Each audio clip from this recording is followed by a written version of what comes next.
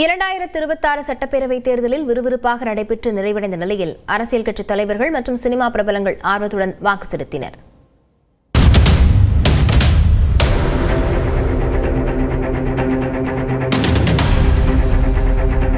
சென்னை மயிலாப்பூர் தொகுதிக்குட்பட்ட அபிராமபுரம் பகுதியில் முதலமைச்சர் மு.க. ஸ்டாலின் ஜனநாயக கடமையாற்றினார். மனைவி துர்கா, மகன் உதயநிதி, மருமகள் மற்றும் பேரனுடன் சென்று வாக்களித்தார். ஒரே சொல்றேன், தமிழ்நாடு வெல்லும். சேலம் மாவட்டம் எடப்பாடி தொகுதிக்குட்பட்ட சிலுவம்பாளையத்தில் அதிமுக பொதுச் செயலாளர் எடப்பாடி பழனிசாமி தனது மனைவி மகனுடன் சென்று வாக்கு செலுத்தினார். சென்னை நீலாங்கரையில் தனது மனைவியுடன் சென்று நாம் தமிழர் கட்சியின் தலைமை ஒருங்கிணைப்பாளர் சீமான் வாக்களித்தார். சட்டப்பேரவை தேர்தலில் முதல் முறையாக தாவேகா களம் காணும் நிலையில் அக்கட்சியின் தலைவர் விஜய் நீலாங்கரையில் வாக்கு செலுத்தினார்.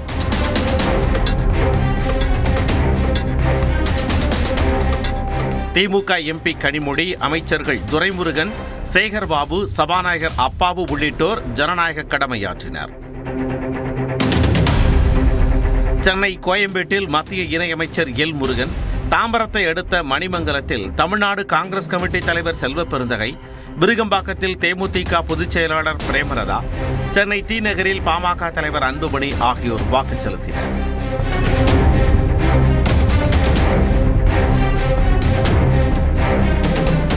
பாஜக மாநில தலைவர் நயினார் நாகேந்திரன், விசிக தலைவர் திருமாவளவன், மதிமுக பொதுச் செயலாளர் வைகோ, அமமுக பொதுச் செயலாளர் டிடிவி தினகரன் ஆகியோரும் ஜனநாயக கடமையாற்றினர்.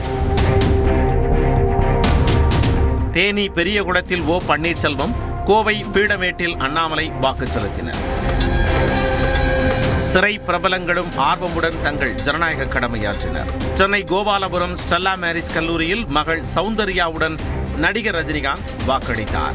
ஓட்டுரிமை இருக்கிற எல்லாரும் கண்டிப்பா ஓட்டு போடணும். ஆழ்வார்பேட்டையில் தனது மகள் ஸ்ருதியுடன் சென்று நடிகரும் மக்கள் நீதி மய்ய தலைவருமான கமல்ஹாசன் வாக்கு செலுத்தினார். சென்னை திருவான்மையூரில் உள்ள வாக்குச்சாவடிக்கு முதல் ஆளாய் சென்று நடிகர் அஜித் தனது ஜனநாயக கடமையை ஆற்றினார்.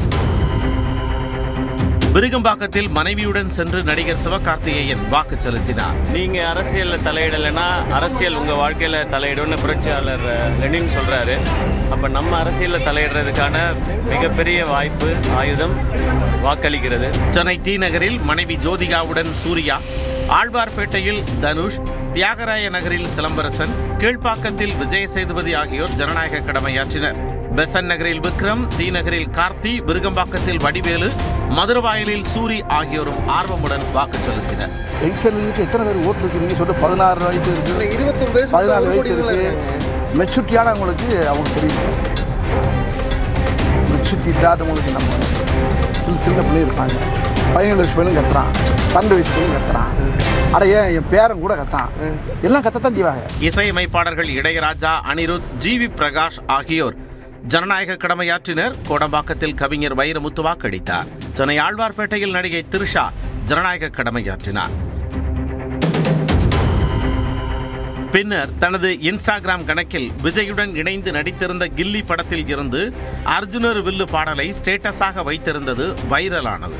இதனிடையே நடிகைகள் கீர்த்தி சுரேஷ், சாய் பல்லவி, ஐஸ்வர்யா ராஜேஷ், நிக்கி கல்ராணி ஆகியோரும் ஜனநாயக கடமையாற்றினர்.